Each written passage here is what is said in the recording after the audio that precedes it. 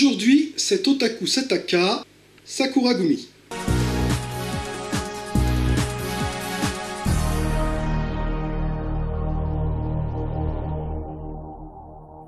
Minasan konnichiwa perfetti Guillaume des. Le laboratoire d'action Zen, ou Zen Action Kenkyusho, est le nom d'une école créée par Zen Pictures pour former leurs actrices maison à leur rôle de combattantes.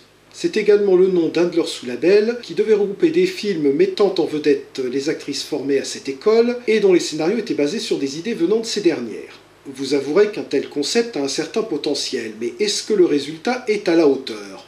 Pour le savoir, plongeons-nous dans le premier film de cette collection, Sakuragumi, sorti en 2010. Ikuzo!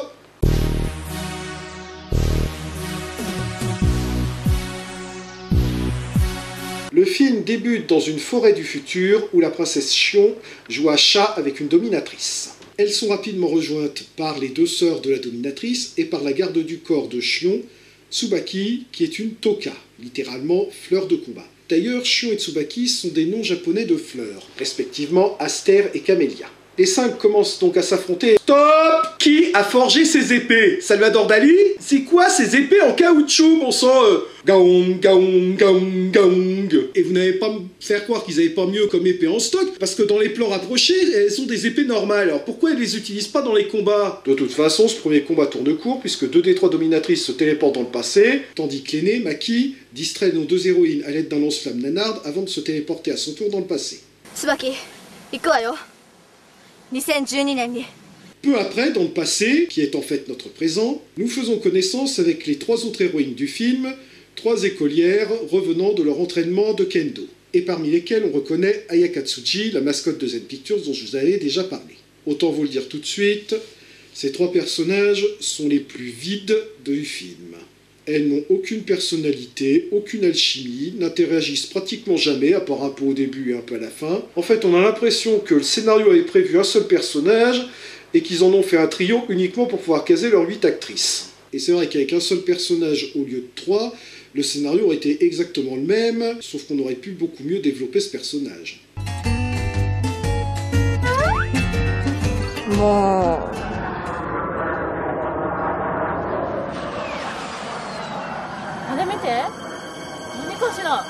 Oula, au bruit, c'est au moins une soucoupe volante qui vient d'atterrir.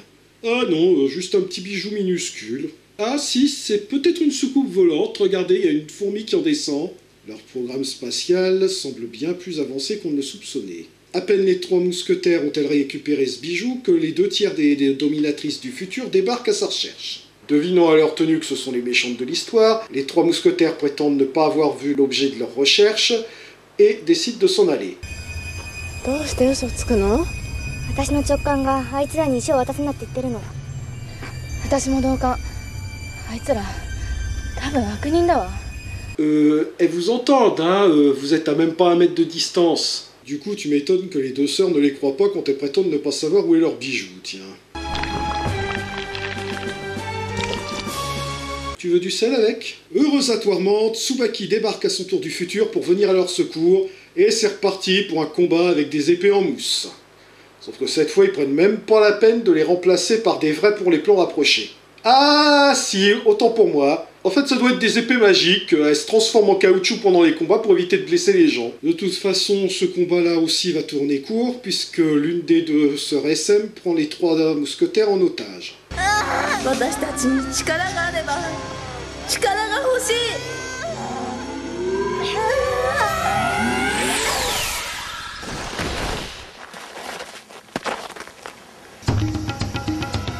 Ok, en temps normal, je vous sortirai un... Ta gueule, c'est magique. Mais là, il y a une explication scénaristique. En fait, le bijou qu'elles ont récupéré est la pierre de l'espoir, qui a la propriété d'exaucer les vœux de son propriétaire. Comme vous le voyez, c'est un bijou magique particulièrement sensible si le simple fait de penser à quelque chose le fait s'accomplir. Et c'est ainsi que nos trois mousquetaires se transforment à leur tour en toka et en profitent pour se la péter avec leurs noms qui s'affichent à l'écran, noms qui sont également des noms de fleurs, Shirayuri pour lys blanc, Suisen pour narcisse et Inagiku pour marguerite. D'ailleurs, on les appelle des toka, alors que bizarrement, le nom Sakuragumi, clan du cerisier, ne sera jamais utilisé dans le film. Alors que c'est le titre quand même. Enfin, peu importe. Maintenant qu'elles ont acquis leur pouvoir, on va enfin avoir un bon combat. Ah non, les sœurs SM se bardent, c'est fini. Circuler, y a rien à voir. Remboursez nos invitations. La princesse Chion débarque, les trois mousquetaires lui remettent le bijou, je suppose qu'elles ont deviné à sa tenue que c'était une gentille, et on peut donc supposer que le film est terminé. Non? Ah, pourtant la quête est terminée, les gentils ont récupéré le bijou, elles ont plus qu'à retourner dans le futur, ou le cacher là où les autres ne le retrouveront pas, ou utiliser ses pouvoirs magiques pour se débarrasser des trois méchantes. Je sais pas, moi, faites en sorte qu'elles deviennent gentilles, qu'elles deviennent amnésiques, qu'elles perdent leur pouvoir, qu'elles se transforment en petits chatons tout mignons. Vous avez un artefact magique. Pourquoi vous ne l'utilisez pas? Ta gueule, c'est magique. Ouais, je dirais plutôt ta gueule, elles sont connes. Et puisque Chion a trois nouvelles guerrières sous la main, elle leur propose de se joindre à la lutte contre les sœurs SM, et Tsubaki, malgré ses réticences, accepte de leur faire suivre un entraînement spécial. Sauf que le lendemain, les trois mousquetaires posent un lapin à Tsubaki. Parce que ces connes ont trouvé intelligent d'aller combattre toutes seules les trois sœurs SM. Ça se passe évidemment aussi bien que vous l'auriez imaginé.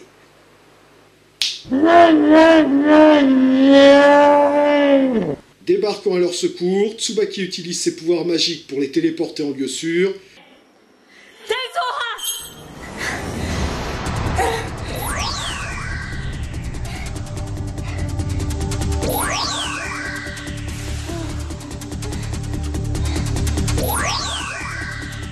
Mais ce faisant, elle épuise toutes ses forces et est capturée. Ce plan fixe sur un ciel orageux en mauvais CGI vous indique à quel point la situation est critique. Bon, l'avantage, c'est que les trois mousquetaires ont compris la leçon et acceptent de se prêter à un entraînement, qui consiste à affronter...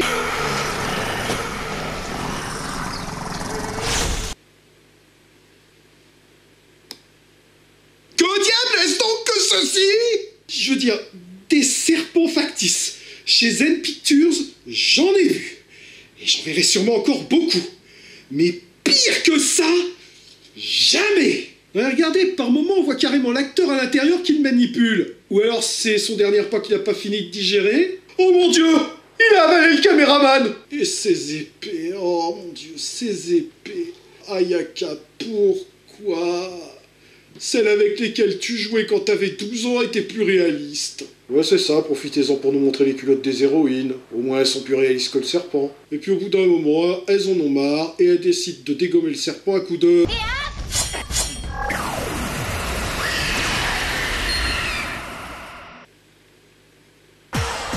À toi ta gueule, hein! C'est encore pire que dans Millennium Bamboo. Dans Millennium Bamboo, au moins, les pouvoirs de l'héroïne ne débarquaient pas de nulle part. On nous avait expliqué plusieurs fois avant qu'elle avait le potentiel d'une exorciste. Mais là, rien, absolument rien, ne nous indique qu'elles ont ce genre de pouvoir. Ça débarque absolument de nulle part, ça n'a aucun sens. Ah oui, puis pendant qu'elle s'entraînait à affronter le serpent avant de l'achever à coups de ta gueule, c'est magique, la princesse Chion, elle, a décidé d'en profiter pour aller délivrer sa copine. Une épée en caoutchouc ne peut pas couper des chaînes en métal. C'est un inside job. Oh, et évidemment, ça se termine aussi bien que vous l'auriez imaginé. Je pose donc la question. Est-ce que les 5 héroïnes de ce film sont connes? Je suis sérieux. On leur donne un bijou qui exauce les vœux. Elles ne s'en servent pas pour se débarrasser des méchantes. On dit aux trois mousquetaires qu'elles ont besoin de s'entraîner parce qu'elles ne sont pas assez fortes pour aller affronter les trois sœurs SM. Elles partent les combattre quand même. Et maintenant, on a la princesse qui se dit « Oh tiens, je vais aller délivrer ma copine qui est prisonnière des trois super méchantes que j'ai du mal à combattre toute seule. » On sait jamais, sur un malentendu, ça peut marcher. Il va vraiment falloir qu'elles utilisent la pierre de l'espoir pour souhaiter avoir un cerveau, parce que là, c'est vraiment plus possible. Hein. Les trois mousquetaires les rejoignent, et on va enfin, pitié, avoir un vrai combat dans ce film.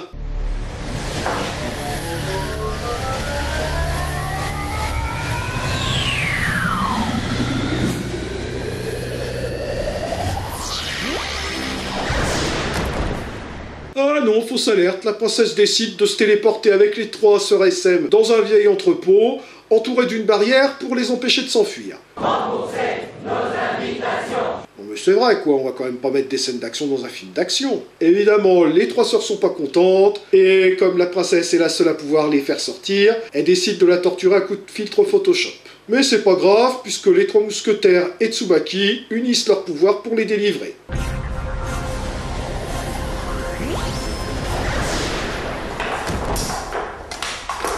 Ce passage complètement inutile vous a été offert par Monsieur Meuble. Heureusement, à partir de là, les auteurs ont vraiment épuisé toutes leurs idées pour combler avec du vide, et ils n'ont plus d'autre solution que d'enfin mettre des scènes d'action. Et là, on a enfin un combat digne de ce nom. Bon, les épées font toujours aussi factices, mais il y a une bonne chorégraphie, un bon mélange entre du combat à l'épée et du corps à corps, un assez bon équilibre entre un coup l'héroïne a l'avantage, un coup c'est la méchante, et ça se termine même avec une attaque personnalisée.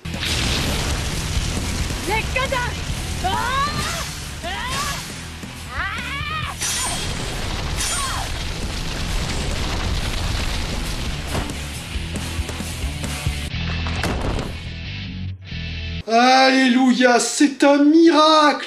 Ce film est enfin en train de devenir bon! Ah non, fausse alerte, le combat suivant est à chier, on nous ellipse tout le début, et la méchante se fait zigouiller à coup de ta gueule c'est magique. C'est pas bien de donner des faux espoirs aux spectateurs. Et enfin, le combat final contre Maki, bon, c'est du classique, hein. Chion tente de l'affronter seule, se prend une raclée, mais elle est rejointe par les 4 autres, et à L5, elle lui règle son compte en 3 coups de cuillère à peau. Eh, mais c'est pas des cuillères, c'est des épées. Je refuse d'appeler ça des épées. Compris?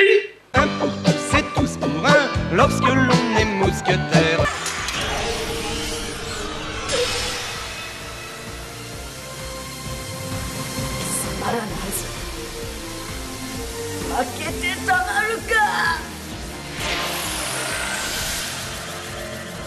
Et donc ça y est, les méchantes sont mortes, youpi on a gagné. Chion et Tsubaki retournent donc à leur époque, après avoir fragmenté la pierre de l'espoir en 5 morceaux que nos héroïnes se partagent. Et ainsi se termine Sakuragumi, et avec lui, le calvaire du spectateur.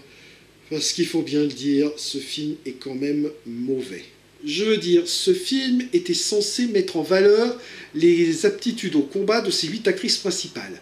Alors pourquoi, diantre de fichtre de saperlipopette, est-ce que les scènes de combat sont ce que ce film rate le plus? Sérieusement, il n'y a qu'un ou 2 combats potables. Tout le reste, c'est catastrophique, en grande partie à cause des épées en caoutchouc. Et encore, on peut s'estimer heureux quand il y en a, parce que la plupart du temps, soit ils sont ellipsés, soit on les évite. Par contre, pour meubler avec des scènes inutiles, genre combat de serpent géant, ou oh là là, on est prisonnier dans un entrepôt, comment on va s'en sortir? Oh, ça y est, on s'en est sortis.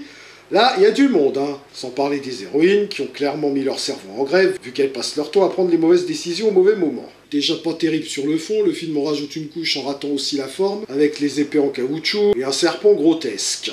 Bon allez, je reconnais quand même que les costumes des héroïnes sont jolis. Bon, par contre, les méchantes, elles font vraiment club SM du tiers-monde et surtout pitié. Sakuragumi était censé être le premier film du sous-label Zen Action Kenkyusho. Tu m'étonnes qu'il n'y en ait jamais eu un deuxième. Jané.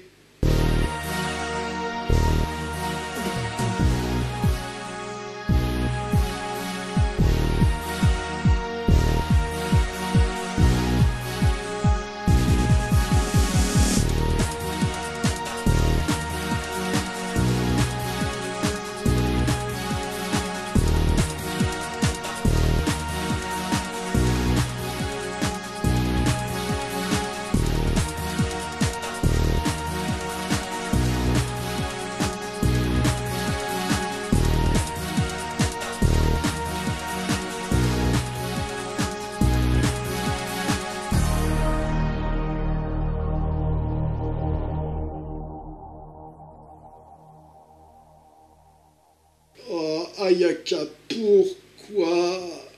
Celles avec lesquelles tu jouais quand t'avais 12 ans étaient plus réalistes. Celles avec lesquelles tu jouais quand t'avais 13 ans étaient plus réalistes. Celles avec lesquelles tu jouais quand t'avais 14 ans étaient plus réalistes. Oui, je fais plusieurs versions parce que je ne me rappelle plus quel âge elle avait dans la vidéo que j'ai utilisée pour illustrer ça.